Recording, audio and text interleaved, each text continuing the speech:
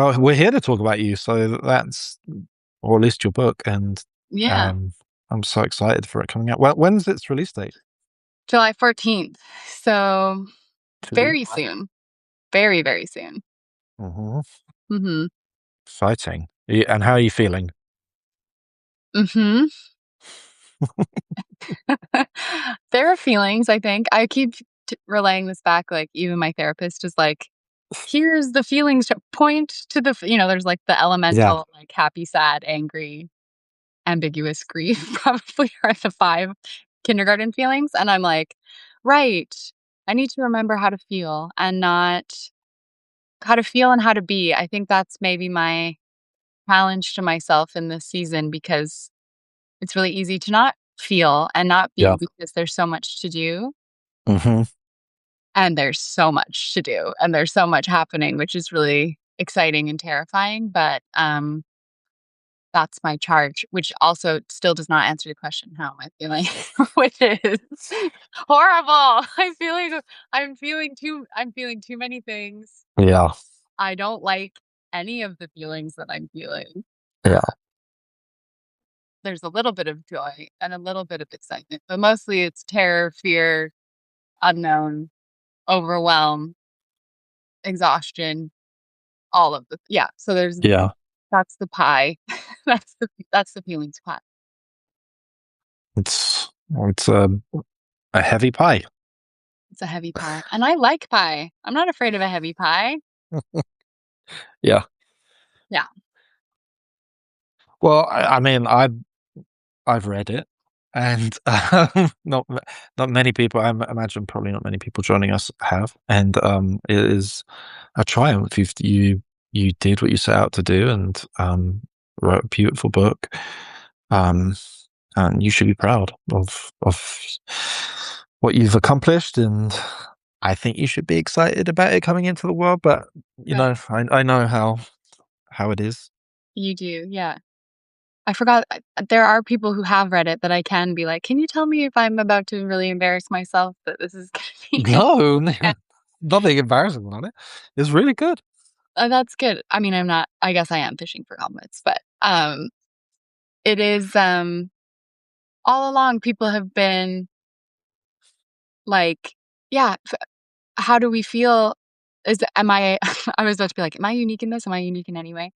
Um, of how do we I haven't known when to I haven't stopped to celebrate any of it, but it really is a big deal, and there's been a lot to even just the Mm, act of completing any project of any kind is always worth yeah, kind of taking a momentous, like, "You just did that. That was really yeah, huge, and this big thing has happened," and even the other day I was working and, like, went on barnesandnoble.com to hyperlink the, like, pre-order or whatever, and someone's like, "You just looked up your name on Barnes& and Noble, like, yeah, how yeah, crazy is that?" And I'm like, "Right. That is pretty like, that is really yeah. so It's cool. I'm trying to take those little moments for sure. Yeah. Uh, One of the things I'm excited about the book is just um the moment it arrives in is it's very needed. Like, and I think Mm, people are really, really hungry for connection again, and this is mhm. such a amazing book to kind of lead us, guide us, midwife us back into connection with each other. And so Yeah. I think I'm really excited because I think it comes at a moment where people will really lap it up and it will mean a lot to them. Yeah. Yeah, I'm excited about, um, seeing what people connect with, like, I'm sure that's happened with your book too, where people Yeah. go, like, "This is the poem," like, one that maybe you were just sort of, like, threw in there or something, that someone's like, Hmm. "This is the poem that changed something for me."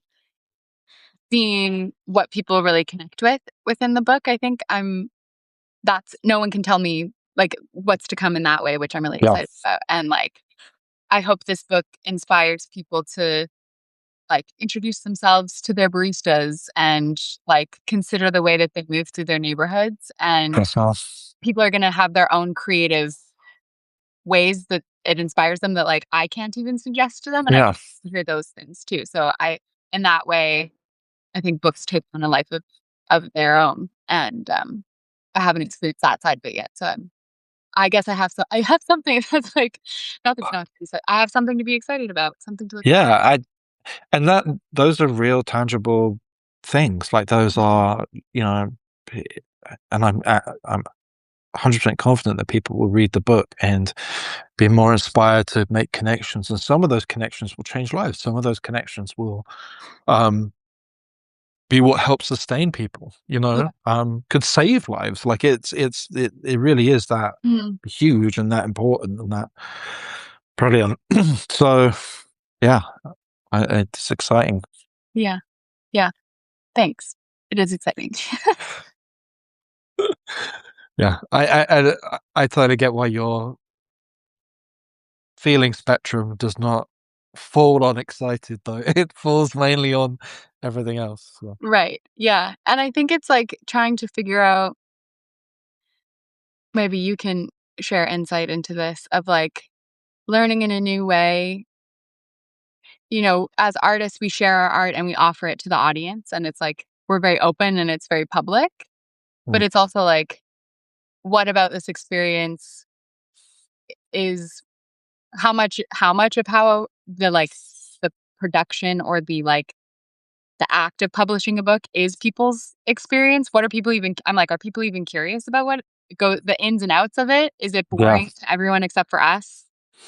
Is it too much how the sausage is made to talk about the complexities of what this season feels like? Or is it just like it feels dishonest, or it feels inauthentic to not be like, this has been a crazy, like, to the vulnerability of putting a giant project out is really scary, let alone, but then going like, yeah, oh, I have so much to share about the message of the book that yeah, is exciting, and that I do feel like I have confidence and yeah, authority to share. So, yeah. Well, I think a lot of it is people. At least when you've gained an online audience, people have not only connected with your words, but they've connected with you, and mhm, so understanding where you're at in any given moment emotionally and what you're experiencing and how you're receiving it. I think, especially because and that really fits the nature of your work. It'd be a bit different if it was fiction or something like that. But, yeah, in the nature of the work that you and I do, you know, what we're experiencing is what we're transmuting into our work. And so I think the talking about what we're experiencing, even in a book release, is part of the deal and the curiosity of right, living and life. Yeah, yeah, yeah, totally. yeah. Do you So have sharing. what, what's that? Sorry. So keep sharing. Yeah, yeah.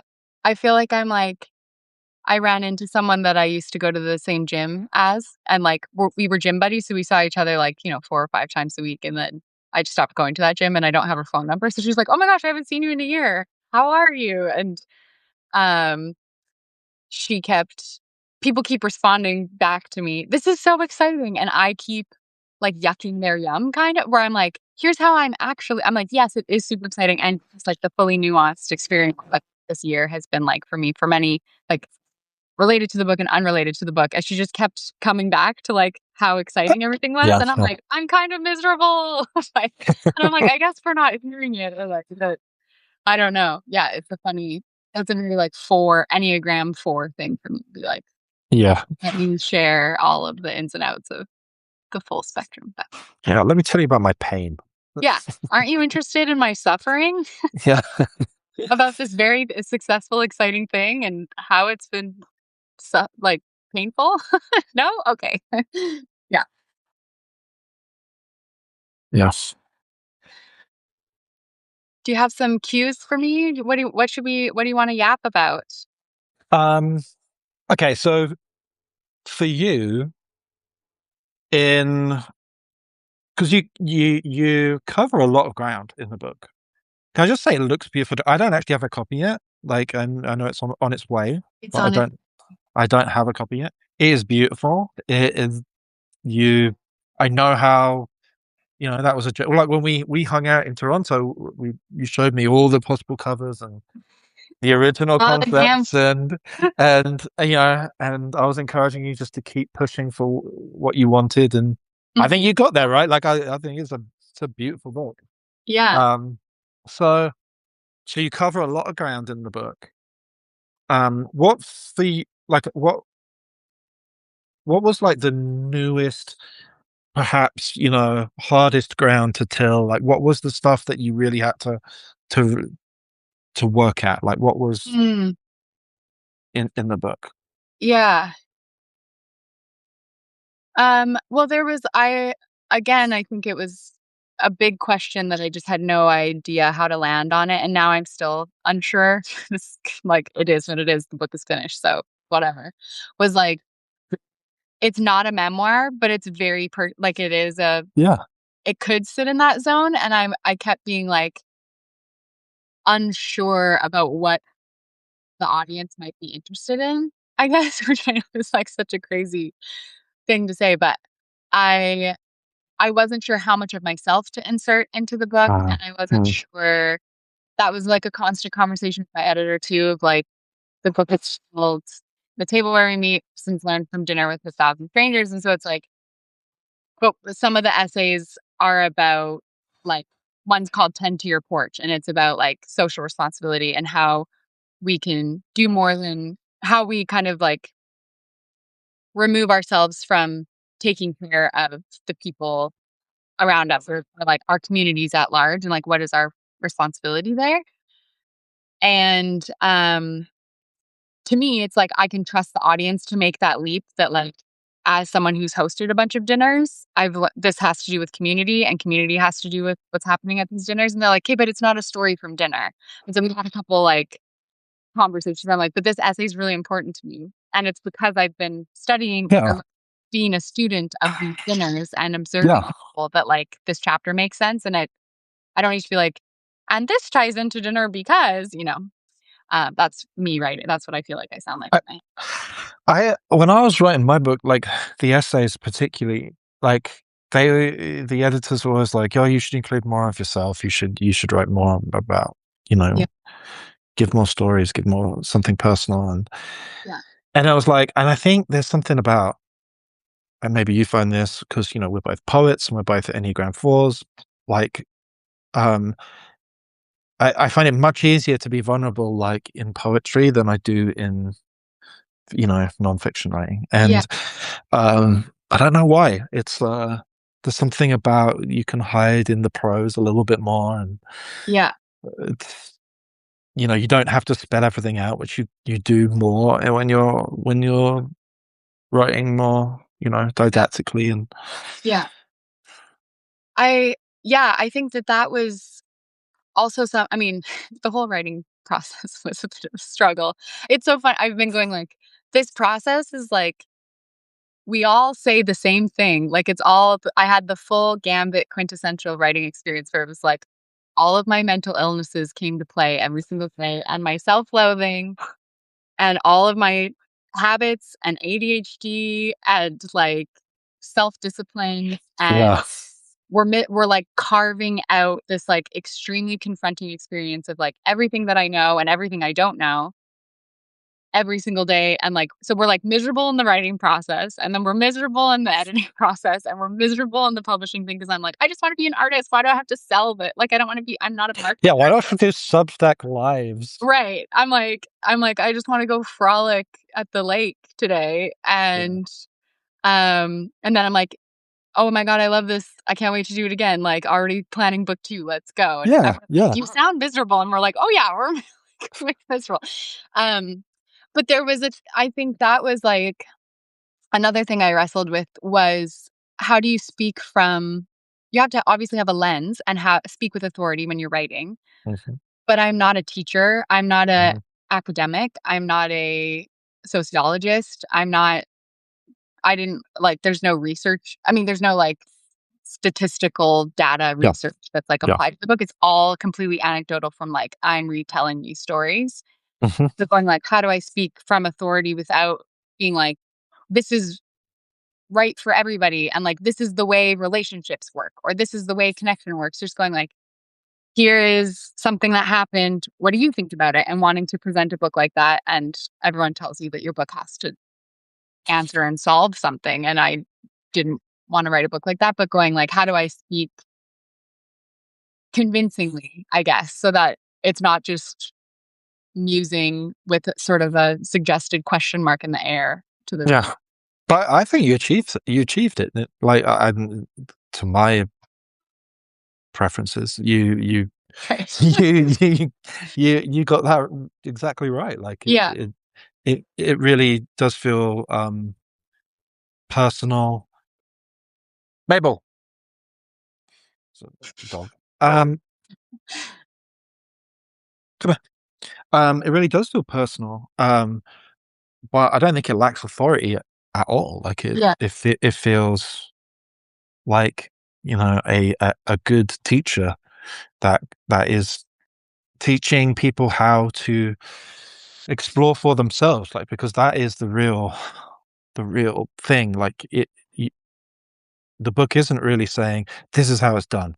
Do dinners with strangers and you're going to have friends. Do dinners Right. with strangers, you're going to have community. It's really like, you're going to have to explore both yourself and your fears of being with other people, and then you're going to have to navigate all other people's weirdnesses Right. in order to get to, you know the thing Right. we all crave and need and desire, and is inbuilt into our nature, which is, Yeah. human connection. Right.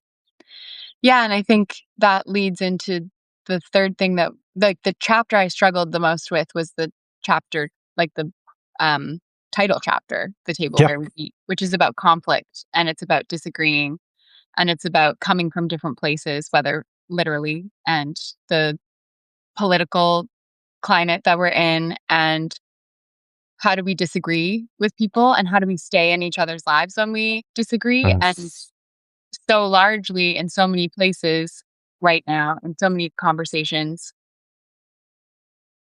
we can't, and I can't. Like, there are people in my life that I've stepped back from or I'm not currently in relationship with because I'm like, this isn't just like, "Oh, we disagree about how much of our tax money should go to bridges." It's like, we're you think that people should be thrown in jail without due process and Yeah. are following a bigot. So, like, what where do we go from here? And so when I say, "Oh, we need to learn how to sit with each other and like find common ground," well, there's a limit to that. And so that chapter, I still don't. I mean, Mm. truly, it's an offering and a conversation I want to start and want people to share what they think with me because I'm not here. I don't know either. And I'm certainly not living it well or like, I'm fully muddling through that in my own life and in my own relationships and then with the world at large. And so going, okay, when I say, the proverbial table of where we bring ourselves as we are Yeah. and fully witness each other, what are the conditions necessary for any or all of us to sit down?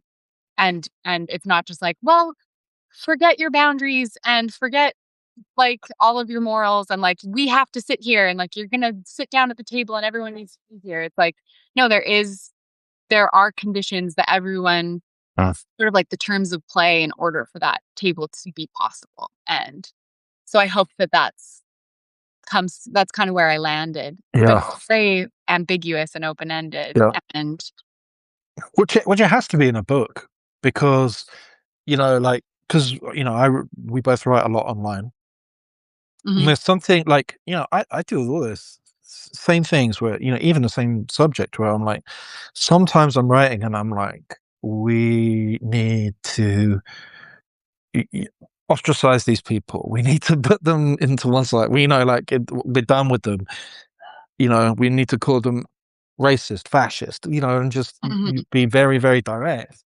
And then there are other times where I'm like, yeah, even if it's just strategically, I'm like, I think we need to have some soft landing spots for yeah, people who want to grow and learn and change. And I believe that people can learn and grow and change. I'm not gonna, and so, but when I'm writing online, I can kind of write one thing when I'm feeling it one week, and then one thing when I'm feeling it the next week. And yeah, over a long period of time, people get a general sense of, your kind of moral outlook, and even the contradictions themselves end up Mhm. being interesting, right? Right.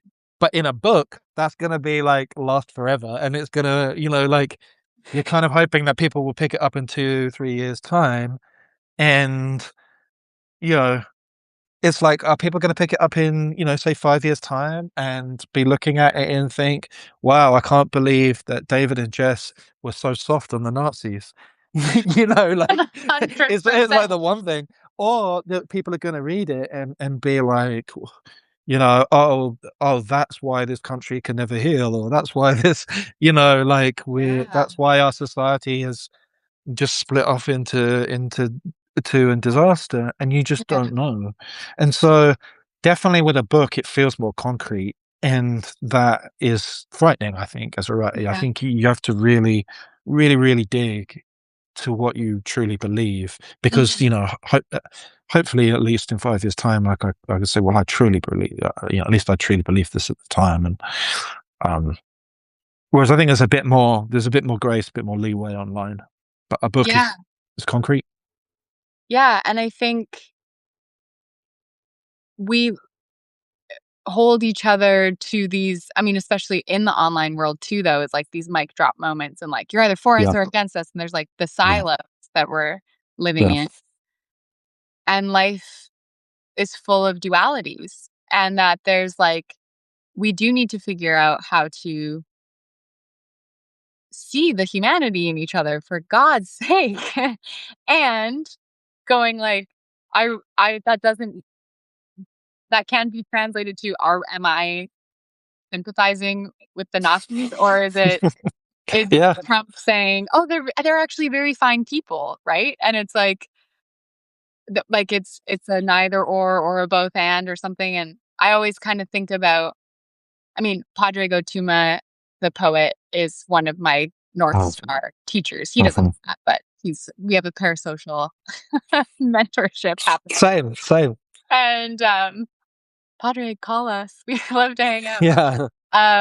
His the way that he shares and uses the troubles as sort of his Mhm, teaching ground and reconciliation in Ireland, and thinking like um he has a poem called The Handshake mm. about the Irish Prime Minister and I think the Queen or the British Prime Minister. Someone was shaking hands from both sides, basically.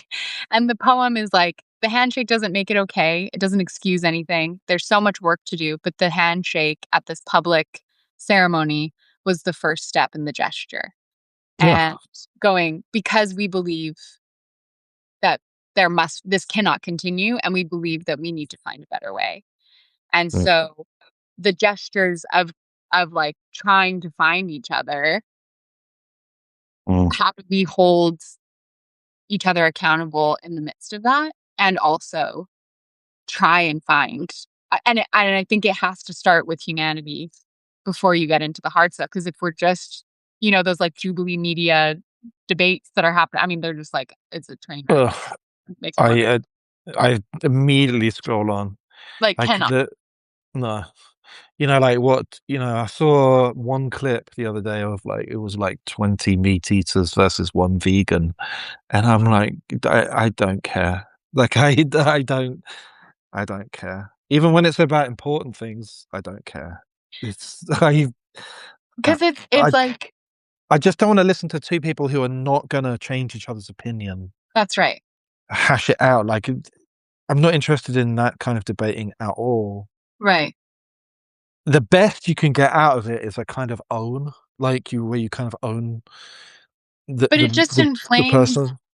because it's like I watch it and whoever I'm siding with, the other side, we're us and them, it's like the them, I'm like, they sound insane. It just, like, further inflammatorizes, is that Yeah, how you yeah. say it? Like, inflames, like, That's and it. being more staunch in my viewpoint. It doesn't I Yeah. don't go like, "Oh, that" like, Dean what's his name? Dean Dean with Withers, yeah, yeah. debated all these, like, women, Trump MAGA supporters or whatever, and it's like, they sound insane to me. I'm not like, "Oh, she actually" I'm not sitting there going, "Oh, that mom, like, what is the root of the truth that she's connecting to, even if I disagree with where her conclusion is? I'm not listening to that going like, "I need to see her as a fully realized complex woman," and, like, Yeah, yeah, how has she been let down by America?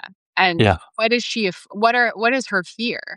yeah, Because all of this is, what is our core desire? What is our core fear? What are yeah, we hoping for and dreaming for? And, like, where are we being let down? Is where all of this in the political sphere, I think, like, yeah. all of our lenses and, like, where we land in that space, like, that's what's happening there, but we don't go there. No, We have and you these, could, like, talking points and arguments. Anyway. yeah, for content as well, like for no other reason, for no other good than clicks, and Mhm. it's yeah. Like, how do you debate someone who's in religious psychosis? Like, you can't really do that. Like it's you know very difficult to do anything other than be mad at them, and that Right, doesn't really help. right. I told this story in the book. I was on vacation with my family, and we went my dad and I went on a pizza run, Mhm, and there was a massive truck in the, uh, mhm, parking lot, and I intentionally in the book don't describe explicitly, like, which political figures are on the flags on the truck and the bumper stickers that are making it very clear who that the owner of the truck thinks are his dudes and not his dudes and stuff. mhm, And I first was like, I felt immediately intimidated, even just like the size of the truck, and then just how, like, offensive all of the stickers were, and, like, racist and bullshit, just, like, spewed mhm, hate all over this truck. And then I was angry that, like, at least I would be, because I'm white and passable, that person might think that I'm one of I'm on his team or side or whatever. And then I had this moment like, "Oh, I wonder going into the pizza shop if we'll be able to tell who the truck mhm. belongs to." And this guy comes up, who's standing there, he's like 6'4", with a Trump t-shirt, Trump bike shorts, which I thought was just fully committed to the bit, and a neck brace, which was like just funny. And he was, like, tousling his son's hair, having this, like, tender moment with his son, and he was like, "Oh, you guys go ahead, we're, like, waiting for our pizza." And I'm like, "You're not there's not how do I tell my the question I pose in it is, like, how do he and I even begin to meet each other in a significant way?" It's like, we could shoot the shit about the pizza and, like, the line, or, like, "Isn't this place good? Have you had the pizza here before?" We can make small talk, I guess. What I wanted to do is like, "Hey, man, have you considered how hateful you are?" That's also not a Yeah, good way to open up yes, dialogue. And, like, I'm sure that the question I pose is, like, where do he and I go? Can he and I go anywhere together? Is it yeah, even possible? And if so, what would that look like? And maybe it would be an invitation of saying, like, "Hey, you have stuff you care about, obviously, that you're, like, broadcasting in this way." yeah, Um Can I tell you, like, I think the only hope, or, like, maybe of an inch that we could walk forward together would be, like, are you open to me sharing about some of my friends? Or, like, can I tell you how your truck made me feel? Like, would he I no offense to this dude, I don't think he'd be very open, but I don't mean to make it maybe he would be. Maybe it would be like, "Oh, I never considered it before, like, I was just wearing my team mm, colors and I didn't realize the, like, consequence, or, like, how how this would make someone feel." I mm. think he knows what he's doing, but anyway, those are some thoughts. I don't know. It's yeah, like, I don't like it when, in the probably last year this happened a lot, of people who voted for Trump here, being very disillusioned with, like, what he was actually doing. Like, l like, he's surprisingly popular in some Latino communities, Yeah, and then them feeling like he just turned around and deported their family and friends, and then you get right. other people who are, supported him, but who rely on Medicaid, and then they cut that and cut child tax family credits, and these people don't have anything, and they're like, I'm dying. Or like the soybean farmers, Yeah. you know, like all the tariffs are absolutely killing them and Mhm. ruining their legacy family businesses, and and I think online there can be this reaction which is like, suck it up, you voted for it, and I don't know, I find it hard to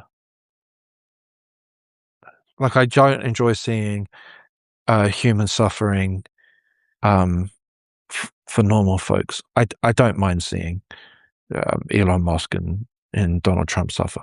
But regular folks, I don't like seeing their suffering. Like, I my politics wants them to have good, happy, fulfilling lives. It wants them to have healthcare. It wants them Yeah.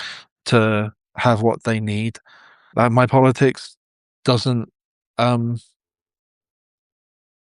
disclude them. And so, I don't take any joy in seeing them suffer, Yeah. even when it's their choices and their stupidity and their religious psychosis and their, like it. That doesn't bring me any. Seeing them suffer doesn't bring me any joy. Yeah. Quite the opposite, actually. It makes me really sad. Yeah. Yeah, absolutely. Yeah, And I think this is so funny that it's um U2 like there's a chorus somewhere that U2 has that's like there is no them, it's only us. yeah, Every yeah. and thinking um just about how the person in my neighborhood has like the most diametrically opposed political views. Like we have our lifestyle and the things that we're worried about and the things that we struggle through largely are very similar, and like we have way more in common in our life and way more common ground than the billionaire class, and so it's like So much. we're fighting the wrong Yep. XY axis, you know Yeah, so yeah. for sure, for sure. What was in writing the book? Like, what section or what chapter or what essay, like, either excites you or you feel most proud of? Like Hmm. you feel, yeah, or any of it. I know it can be a bit like, No, I mean, is there anything I wrote that I like? yeah, there are snippets. I think like it truly is an account of like so many beautiful moments and Hmm. stories that people have told because of at dinner with strangers asking the question, who is the first person that you really felt believed in you? And then people talk about like someone is sitting there in a business suit and says, I grew up in foster care actually. And there was a social worker who told me that I was good at drawing and that I have thousands and thousands of accounts of the way that people have shown up for each other and the goodness in the world and about grace and kindness and generosity. And um, it makes me really proud to be able to be the witness to that and to share that. Like it's a ledger of goodness, I think. I hope. Hmm. Um, I always get particularly emotional when people are talking about uh when others have believed in them. Like, I yeah, find that to be a really um I don't know, I find it to be very, very moving. yeah, Because I think deep down we all are just, searching for our values, searching for our worth, searching for our identity, searching yeah, for, wanting to be encouraged, fishing for compliments. Like, we're all just living in that yeah, reality. And so when people can say, like, this is, somebody believing in me and it yeah, changed my life, yeah. I don't know, I find that often more moving than, like death and grief and things. Like, I find that to be, or just as moving as that. Yeah. Right. Yeah, and I find um there's a chapter called the specificity of our What is this? I'm also like, why don't I have a book readily available? Where's my copy? Hold on one second. It's over here. Um, the, there's a chapter that I wrote it. What terrible thing happened that day? Like some bullshit about, I think I wrote it on the day after the election, the 2024 election, and just going like, how is a rapist president again? Which that Again. thing about writing a book and sitting with the legal team, and I said like I think I said like a bona fide rapist or something like that, and they're like, well, technically he's settled in court, but he's been found to be like, he's like found criminal of like financial stuff, but not the sexual stuff, but he did settle in court or like private court or whatever, you know. So I'm for 30 minutes sitting with this legal team being like, are we going to get sued because I used the wrong technical legal language? And I was like, this conversation is crazy. Yeah. And anyway, so this chapter was about that, like the systems in place and how our difficulty, bless you. Are you going to see? Oh, you're young. Sorry. Oh, awesome. But how the people in my life, like the justice let me down when Mm. I share a little bit about I was assaulted in 2017 and talking about how the people in my life showed up for me, and just the account of that is really, really important. And so, yeah, I'd like to read. Can I read a little section of that soon? Please. So when I say that no one is coming to save us, I mean that the system is supposed to take care of a whole lot and doesn't. Not accountability, not school lunch programs, not keeping kids safe, not gun reform, not bodily autonomy, not access to healthcare. It does not believe women, stop billions of dollars of bombs from dropping on the heads of children, or look after anyone vulnerable. Justice is slow and fairness is a fantasy, and we live in a land that is ruled by money and power and greed. The structures that we have in place are insufficient and fail us every day. When I say that we are all we have, I'm talking about the fact that what saved me had nothing to do with the powers that be and everything to do with the miraculous, simple care from the people surrounding me. Natasha leaving work without me even asking her to and lying on the floor with me right after it happened. The dried lavender that Aaron brought home and put on the table to offer me something healing. Ryan washing my hair so delicately the next day. Matt and Mel going to the initial hearing just to stand vigil, if nothing else. My mom just existing in my world. Rashid trying his hardest to love me during that impossible year. The man who waited behind me at the subway station as I held up the line, saying he had all the time in the world. Marilyn putting her soft hands over mine at the art gallery, saying she knows it's been a hard year, hasn't it? And sitting with me in the quiet impossibility of it all. Matthew lighting white sage from Rachel's garden in Reading early in the morning before the civil litigation hearing. None of them waited for anyone else to do the right thing. None of them thought that they could make it right. They simply didn't hesitate to do good when they saw the opportunity in front of them. In the rebuttal to the pretty much hopelessness of the state of how things are, every single gesture of softness becomes a revolution. The meals we make for each other and the baby we smile at on the bus and every song we send with a text saying, hey, this made me think of you, and the trans flag that someone puts in the corner of the window of the bakery to let our neighbors know they're safe here, and the letters we write to our representatives, even though we've been saying the same thing in every letter for over a year. And every time we ask each other, can you help me understand what that was like for you? And every poem we read out loud or to ourselves in the quiet of our loneliness. And every time we ask what small, minuscule, kind thing we could do for someone else, and then go do that thing.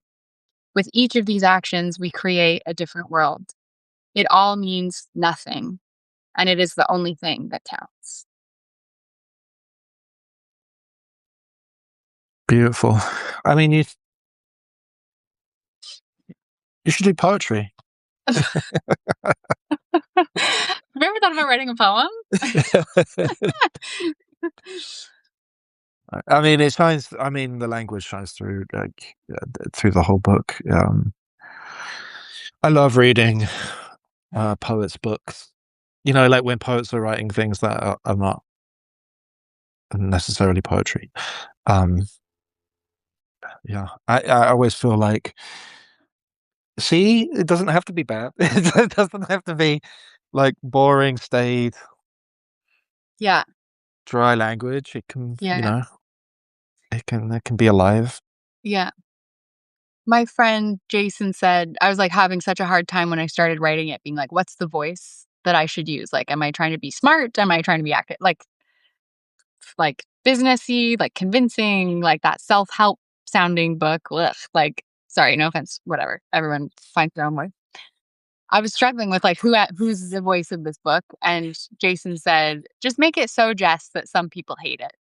Yeah, And that became the guiding light and the yeah, guiding force for this of, like, finding going like, "Well, I like that it's" some people are gonna read that and be like, "That's just anecdotal fluff," and that's just I mean, who knows what the I've written a long list of what garbage can say, obviously, but, it's like, if the thing is that it's too poetic, then I've done my job well because sounds yeah. how that's how I wanted to write. Yes, and I think that really comes across. I think, and I find that incredibly endearing in the writing itself. Yeah. Yeah, yeah. So I found that the gap between finishing the book and um by the book being released being a period of time writing wise where I didn't do very much. Like it was like it took so much to get out the book. Mhm. And then, you know, like like your thoughts are on that work, and you're talking about that work, you know, Yeah, nonstop for yeah, a year. And yeah. so it, it there isn't really like the brain space creative capacity. What I found that to kind of, you know, I still chipped away at things, I still wrote notes, and I still, you know, it wasn't totally fallow, but um yeah, have you found the gap between finishing the book and today, like creatively? You've been writing? No. No! I can't even write a Substack. But was like everyone on Substack's like, "Jess, what are you doing here?" "Hi, everyone. I I'm alive." Um, Last August, I wrote a poem a day, yeah. and that was really good. And there's that funny thing of, like, because you announce it publicly, then you're, like, held accountable. And it was also kind of a like, as I went along, it was, like, because I hadn't been excavating in that space for a while, the stuff that was coming I was, like, processing a lot of really personal stuff. Like, obviously, you start with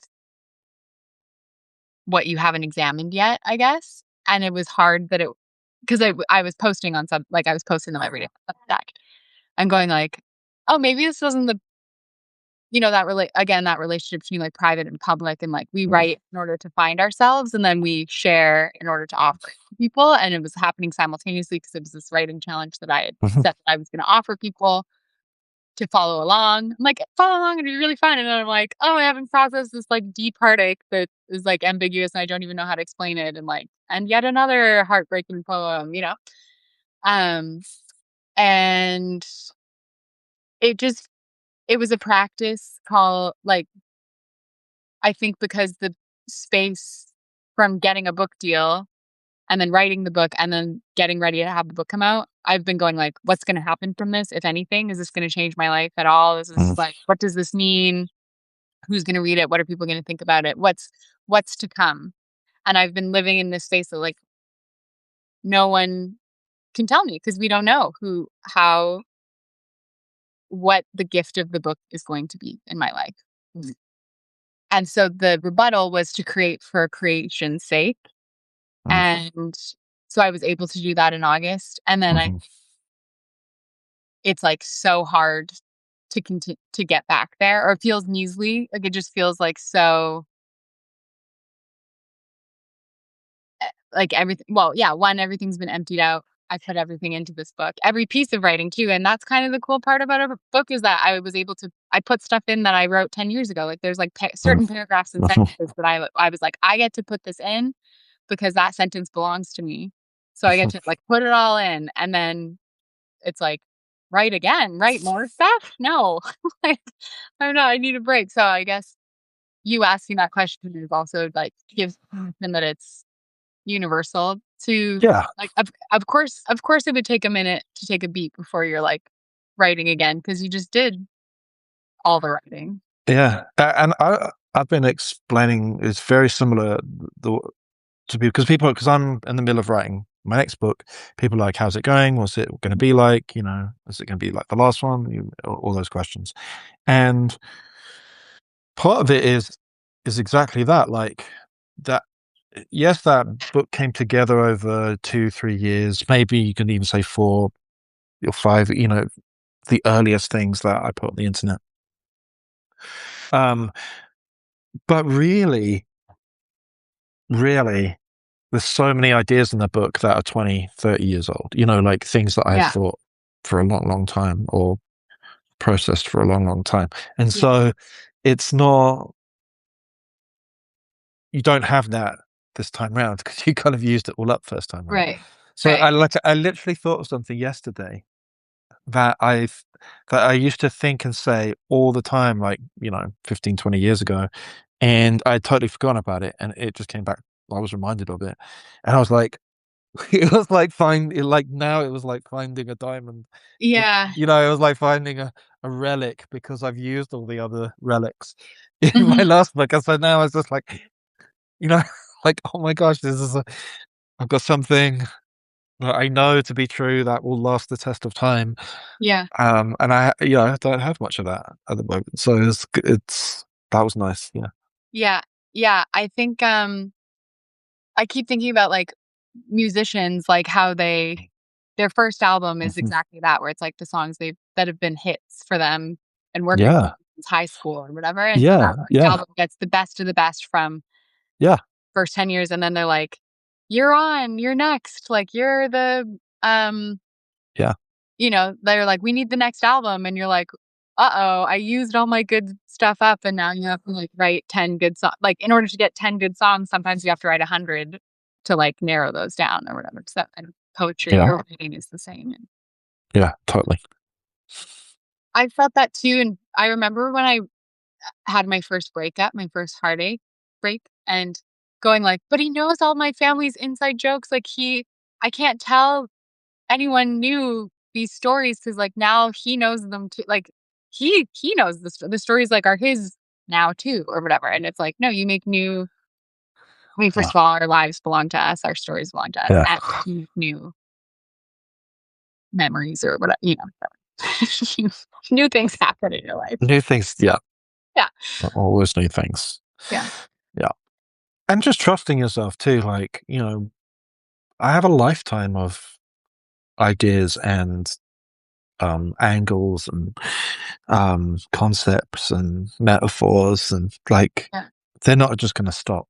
yeah. You're like but you can feel that pressure to like, okay, we've got to get going again. We've got to get this out. Build off the last one and blah blah blah. Mhm, And, it's mhm. like, no, I think you just got to trust the process. Yeah. Yeah, Unfortunately, everything they say about writing is true. yeah, it really is. I mean, I've never had writer's block though. Like, because do you have writer's block where you're like trying to write and you can't write? I'm either not trying or I'm writing. Like that. Like there's lots of not trying, but I don't really get like writer's block where like I can't write. I Do think you? I get in the extent that it's like I'm not ready to be present with myself because like writing is an incredibly confronting thing or I'm trying to do something with it. Like I think that I'm supposed to say something specific or if I'm writing from a place of like what do people want from me instead of like here's Mm. this what's coming forward today. Yeah, But it's like once you get right. with the portal, with the muse, then you write what is in front of you, and sometimes you're writing about a grasshopper, or you're writing about a text message, or you're writing about the meaning of life. And some days it's like, I guess I'm writing a barbecue poem, and then other days you're like, oh, I'm writing about this like really profound, pivotal moment of my life, and Mm. you just have to follow what presents itself that day, I guess. I do like the fact, and your book's a little similar to mine, like because it's shorter pieces and it's like it's not long chapters Yeah, um and if I've read a few books like that recently. Jen Hatmaker's books a bit like that. yeah, KJ Ramsey's books like that too. yeah. And so it's almost embracing the scrolling age where I Mhm. think maybe 10 years ago, 15 years ago, it it would feel a little disparate and you'd be worried about like, can they go from the barbecue poem to the heartbreak poem and to the, like, or the pieces and now I feel like that's how we live. Like I feel like that's how we engage with everything.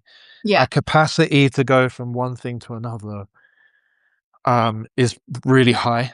Yeah, and like yeah, and it's actually a lot worse online where you literally could be scrolling through like, you know, literally just now before came online, um, I was just scrolling through Instagram and it was my friends, um, probably getting divorced, and it was like closed, um, yeah, it was closed person reels, and I hadn't heard about it, and I'll go from that to like, oh, this account because I'm playing this video game Elden Ring at the moment, so I followed a few accounts, and so I'm going from that to this, yeah. and it's like that's how we live our lives, and Right, so I'm trying to embrace the in the writing, like, not too worried about, like, "How does this all fit together? How does this all" I think we have a high capacity now right, for sewing it together ourselves right, in the flow of our lives. right. Yeah, There's a time and a place to decide how specific to get, It's like yeah. sometimes the collection of poetry is, like, really like, Kate Baer's first book, What Kind Mhm, of Woman, is like mhm. but even in that, it's like female friendships, mother, wife are sort Yeah, of like the yeah. different chapters. So in that, there's like a sifting or like a Mhm. self, like, things that don't fit within that collection. Um, my friend was visiting in Toronto. She was here in Toronto for a grief conference, and Yeah, she's a widow, and she's very open and like writes beautiful poetry about her experience of losing her husband when she's 31. And she was, in the way that only grief can be hilarious and morbid and funny, and the most devastating moments of our life are often also the funniest. She's like, "Oh yeah, at one day of the conference, we were really divided in these different rooms and tables for breakouts on like young mm, widow by because of an accident, widowed by illness, widowed by but I'm old, but I lost my husband, or like lost my husband but remarried." And she's like, everyone was having trouble being like, which table do I sit at or whatever. She's like, obviously, all of us can sit in the universal room. And also, there's something beautiful in the benefit of being like connecting specifically with people who lost their husband really young. And that is a different type of loss in a way. And there's crossover and mm, going like all of it belongs. And sometimes there is necessity to be specific and be like, Priya Parker talks about that, like unapologetically yeah. um, narrow, I guess, in certain gatherings or certain spaces, and other Mhm. times when it's like, all are welcome. Who are we talking to, or what is the like Yeah, yeah. talk that was in the time? So, um, yeah, Do you need to go, don't you? I do need to go. You've got a podcast. They're like, did you get our podcast link? We actually recorded this podcast last Thursday, and they didn't press record, which Oh, no. could happen to I've anyone, done and that, it's I've really done that. devastating. It was a beautiful conversation. So I've that done that. anyway, so we're having a Yeah. redo. But some emails have come through. They're like, just making sure you got the link. So I gotta go. I gotta Okay. go. Alright. yap with my other friends now. Yeah, well, thank you for making time for me. Thanks. Thank you for making time for me. This means the world. I know that we're in the circuit of, like, Yeah. knocking on all our friends' doors, and, Yeah, yeah, yeah. if anyone Always a lives, pleasure. and I'm going on book tour starting next week, so come find tickets and let's hang out, and I wish Are I you are well, you I'll gonna be be in in Lon America? Are you gonna be in America? Yeah, I go to New York on the 7th, and then I'm in Toronto, Vancouver, Bellingham, Washington, Vancouver, Washington, I have some tickets to sell there, so if you live in Portland, Ooh. come out, friends. San Francisco and Montecito, so going down the coast on a little road trip. Yeah, I mean, keeping it safe in the safer states. Yeah, that's right. I wanted to go to Not I so was supposed to go crazy. to Minneapolis and couldn't swing the flight, Uh, the self-funded tour of it all, so yeah. Yep, yep, yep. maybe in the fall. Anyway, thank you so Okay. much, David. No, Thanks everyone for listening. yeah, great to chat. Okay, I'll talk to you soon. Bye.